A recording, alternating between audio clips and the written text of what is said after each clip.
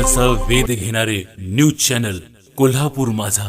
राखीव कर्मचाऱ्यांचा भत्ता तात्काळ देण्याचे लेखी आश्वासनानंतर कोल्हापूर महानगरपालिकेसमोर होणारे शंखध्वनी आंदोलन स्थगित करण्यात आल्याची माहिती महाराष्ट्र राज्यमान्य खासगी प्राथमिक शिक्षक व शिक्षकेतर महासंघाचे राज्य सचिव राजेंद्र कोरे यांनी दिली। कोल्हापूर महानगरपालिकेची सार्वत्रिक निवडणूक 15 जानेवारी रोजी संपन्न झाली, पण या निवडणुकीसाठी कर्तव्यावर असलेल्या राखीव कर्मचाऱ्यांना मात्र निवडणूक भत्ता दिला गेला नाही। हा भत्ता मिळावा यासाठी महासंघाच्या वतीनं महानगरपालिकेकडे सातत्यपूर्ण पाठपुरावा करण्यात आला।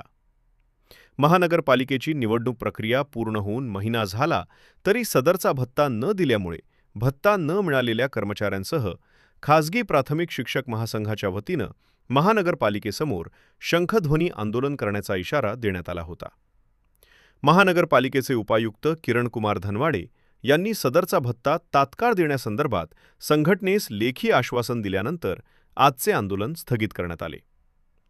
निवडणूक कर्तव्यावर असलेल्या एकूण कर्मचाऱ्यांच्यासह 5% कर्मचाऱ्यांची प्रत्यक्ष निवडणूक केंद्रावर मतमोजणी, पोस्टल मतदान, BLO, आशा सेविका यांची राखीव कर्मचारी म्हणून नेमणूक करण्यात येते। निवडणूक प्रक्रिया पूर्ण झाल्यानंतर या सर्वांना देय असलेला भत्ता तात्काळ देणं आवश्यक आहे, पण सदरचा भत्ता सदर कर्मचाऱ्यांना दिला गेला नाही। कोल्हापूर महानगरपालिका प्राथमिक शिक्षण समितीचे प्रशासनाधिकारी DC कुंभार यांच्या हस्ते लेखी आश्वासनाचे पत्र संघटनेस दिले।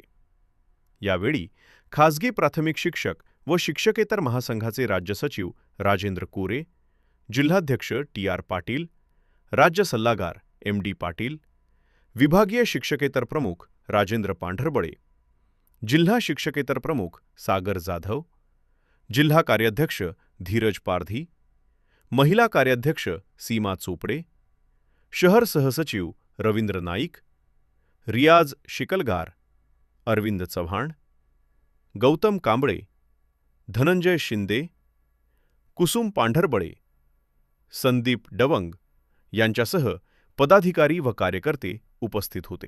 ताज्या घडामोडी पाहण्यासाठी आमच्या चॅनलला लाईक, शेअर आणि सबस्क्राईब करायला विसरू नका।